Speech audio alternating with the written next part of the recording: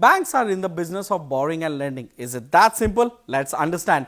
A bank gives out loan to businesses and individuals, which are called as advances, on which it charges interest. It also earns interest on investment in government securities and corporate debt instruments. Let me tell you that banks have to mandatorily hold about 18% of their deposits in GSEC or government securities. The earnings from all these items is called the core interest income for a bank. Beside this, the bank also makes income in the form of fee income, forex income, commission and recoveries from return of loans, which forms part of other income. So this is one part of the picture wherein the bank earns income. At the other end, bank also needs to get the funds in order to lend. So banks get in money in the form of deposits, current account, saving account, fixed deposits, on which it pays varying amount of interest known as cost of deposits. And they also borrow from other banks and institutions through various instruments like certificate of deposits, etc., wherein they have to pay interest over there as well, known as the cost of borrowing. Put these two together, the cost of deposits as well as the cost of borrowing, it forms the total cost of funds for a bank. So net interest income is a term that you often hear. What is net interest income? It is nothing but the difference between the core interest income of a bank and the total interest expenses.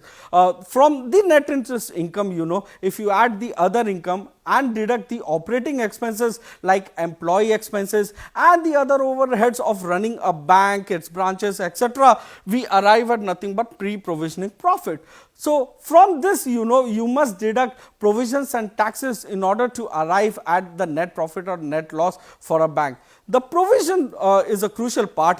Provisions for NPAs include provisions for non-performing assets or loans that are overdue for 90 days or more, which are nothing but slippages, aging of NPAs and any other stress assets on which a bank intends to create provision buffer, like right now they did in the last 2 quarters for loans under moratorium.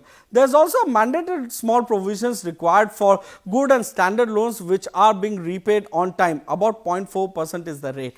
There is yet another provision that banks need to make, and that is to account for the change in market prices of the bonds and securities that they hold in their investment portfolio. So if the market prices fall below the cost, a provision over there is required to be made, known as mark to market losses, and an increase in prices can translate into a provision write back. Hence, a bank that makes healthy margins, anything above 3% is good, keeps a tight control on its operating expenses. So, a cost to income ratio of 40-45% is good, loses less on default loans. A credit cost of anything below 2% in current environment will be more profitable.